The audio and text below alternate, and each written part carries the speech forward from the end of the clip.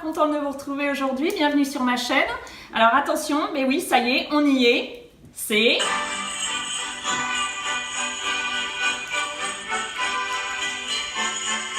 Oui, oui, c'est le mois de décembre, donc on va pouvoir démarrer les recettes de Noël. Alors aujourd'hui, je vous propose une recette de truffes de Noël.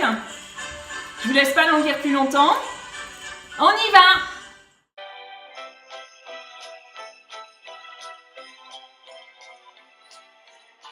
On a besoin de 200 g de chocolat, 150 g de crème liquide, un sachet de sucre vanillé, 5 g de miel, 25 g de beurre et ensuite la garniture. Donc cacao amer, vermicelle en chocolat, noisettes, amandes effilées, sucre d'orge. On se fait plaisir. On commence par disposer le chocolat dans un cul de poule, cassé en morceaux. Ensuite, on va venir faire chauffer la crème liquide en y ajoutant le sucre vanillé et le miel.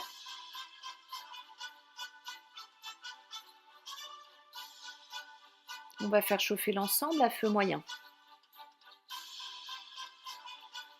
Et on va mélanger le tout. Quand ça commence à bouillir, là on le voit, on va pouvoir arrêter. Et on va venir verser la crème sur le chocolat.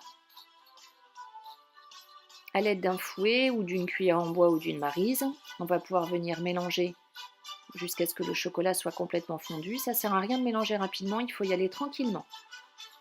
On vient ensuite incorporer le beurre et on mélange à nouveau tranquillement. Quand celui-ci est complètement fondu, voilà, on le voit, on va venir recouvrir le tout d'un film alimentaire et on va réserver au frais pendant 3 heures.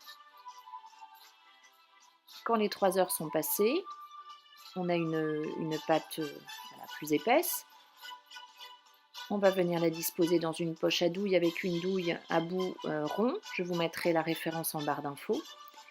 Et on va pouvoir dresser sur une plaque de cuisson recouverte de papier sulfurisé, ou non d'ailleurs. Mais c'est plus facile à décoller.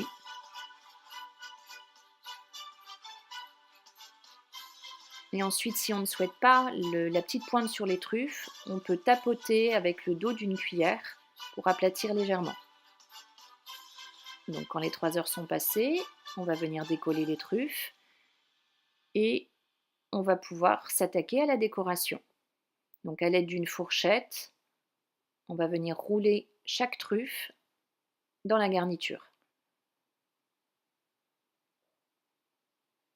On peut également donc faire une forme plus arrondie à l'aide du bout des doigts. J'aime moins, moi, parce qu'on en a partout. Donc je préfère comme tout à l'heure. Voilà. Alors c'est une activité que j'ai fait avec mon fils. Il s'est éclaté, c'est hyper ludique, c'est très sympa. En plus faire quelque chose qu'on va déguster après, voilà, ils aiment beaucoup.